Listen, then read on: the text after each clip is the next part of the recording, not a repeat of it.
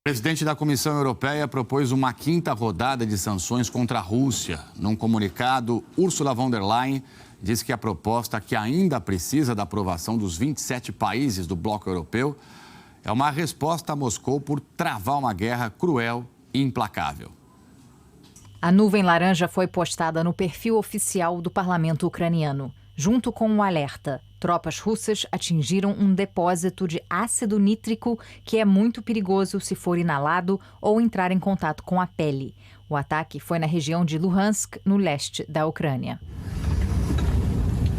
Imagens da Cruz Vermelha Internacional mostram filas de carros abandonados na saída da cidade de Irpin, retomada pelas tropas ucranianas nos últimos dias.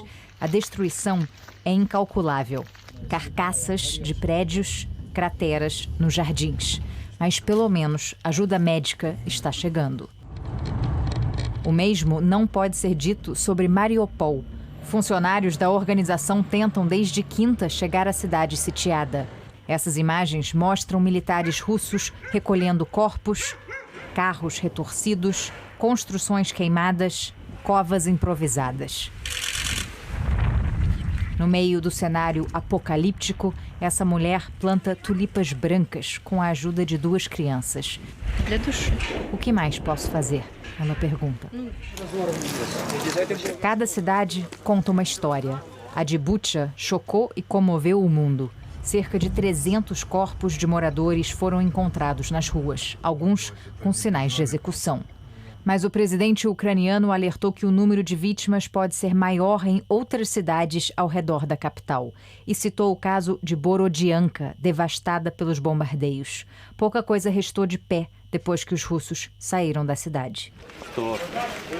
Zelensky esteve ontem em Bucha. Disse que uma investigação independente mostrará a verdade ao mundo. Ele acusa a Rússia de tentar esconder os crimes cometidos. O Kremlin alega que as imagens de civis massacrados divulgadas pela imprensa internacional foram encenadas por tropas especiais da Ucrânia depois da retirada dos russos. O presidente do parlamento em Moscou disse hoje que Washington e Bruxelas foram os roteiristas e diretores, enquanto os atores são de Kiev.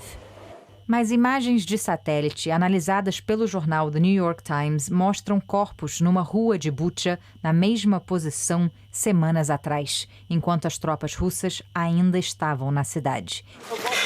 E jornalistas no local documentam os relatos de testemunhas traumatizadas pelo que viram.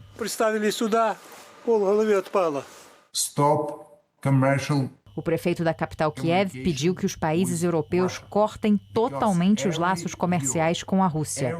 Vitaly Klitschko disse que qualquer transação com o regime de Vladimir Putin é dinheiro sujo de sangue. A União Europeia está para anunciar a primeira sanção contra o setor energético da Rússia, a proibição de importações de carvão, o que pode causar um prejuízo anual de 4 bilhões de euros ao Kremlin. Em mais uma demonstração de apoio, a presidente da Comissão Europeia viaja ainda esta semana a Kiev para se encontrar com Zelensky.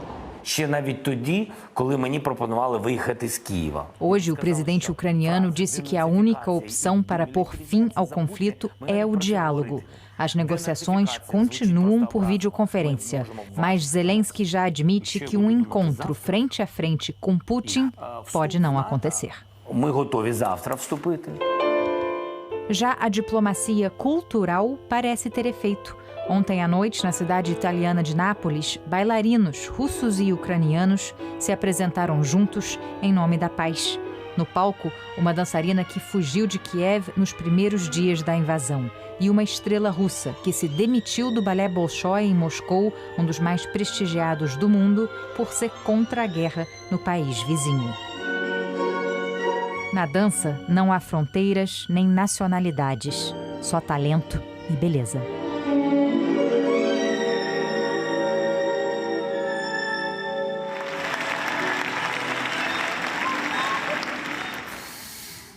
Pena que a realidade na Ucrânia é tão cruel, né? O procurador-geral do país, né, diz que mais de 160 crianças, né, foram assassinadas aí já durante essa guerra toda, 260 desaparecidas, Enfim, uma situação bem dramática envolvendo as crianças também dentro do território ucraniano.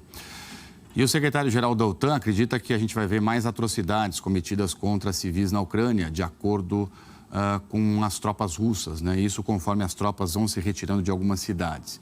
E a gente conversa sobre isso com o correspondente Pedro Vedova, que está em Londres. Pedro, boa tarde, bem-vindo. Conta pra gente, por favor, como é que devem ser os próximos passos aí dos russos nessa avaliação, portanto, da OTAN, a Aliança Militar do Ocidente.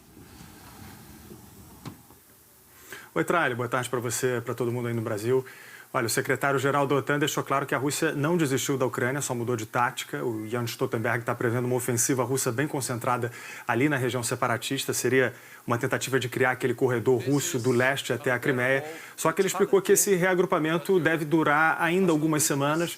Então, o secretário-geral acha que é importante aproveitar essa janela para ajudar a Ucrânia. O Stoltenberg confirmou que os aliados vão discutir a entrega de mais armas no encontro de amanhã e quinta-feira.